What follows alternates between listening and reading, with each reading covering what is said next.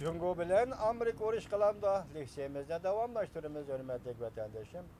Beijing az uçuraydigan bir ahvalda Janubi dengizde sızgan kızıl sızıkni görsetdi. Bu haber mavzulu haber 5. ayının 23. günü Doğu Darbeti elan kıldı haber. Bundan başlandı. Jungo Amerika deniz üstü bir xatarliki məsləhətləşiş ponksisi yığını 24. günü Amerika'nın ştat Hawaii'de açıldıgan bu. Amerika'nın razvet aeroplanı Jungo armiyasının tosup alğanlığı. Amerika'nın razvet kılış aeroplanını Jungo armiyasının tosup alğanlığı meselesi bu katımkı yığının kızık noktası oldu. Şondaqlı Jungo taraf Janubi dengizde sızıp algan kızıl sızıkni o çok aşkarı görsetdi. Amerika Jungo deniz üstü bir xatarlik yığını 24-25. günügüçe Amerika'nın Hawaii ştatıda ötküzülüdü.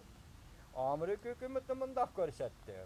Jungo'nun köreşçi 11 belgelik aeroplanı Janubi deniz asmanıda Amerika'nın razvot aeroplanı 15 metre arılık kaldırıp yakın köp ötkenliği vakasını Jungo tarafının Amerika tarafga düşendirip koyuşunu talep kıldı.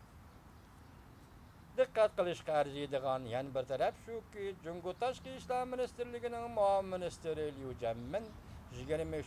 günü Janubi deniz qatnaşı bo'yicha Amerika muxbirleri vakiller ümigi bilan suhbat o'tkazdi. Biz başta ko'rib o'tdik.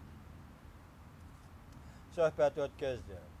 Liu Jianmin mundaq ko'rsatdi. Janubi deniz bo'yidagi eng cho'ng davlat bo'lish sifatimiz bilan Jungo dünya bo'yicha eng zo'r savdo tijorat davlati bo'lish sifatimiz bilan Jungoning hayot mamoti Janubi dengizga tayinidi.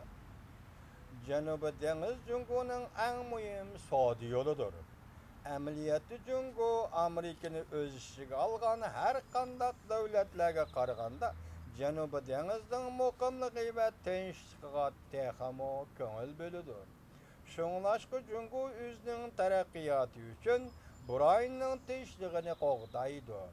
Her qanday mümkin bolgan tahdidke Jungo özüniň zörür bolgan inkasyny qaytyrdy. Dikkat vatandaşlar, muavin minister Liu Jianmin nim diýdi?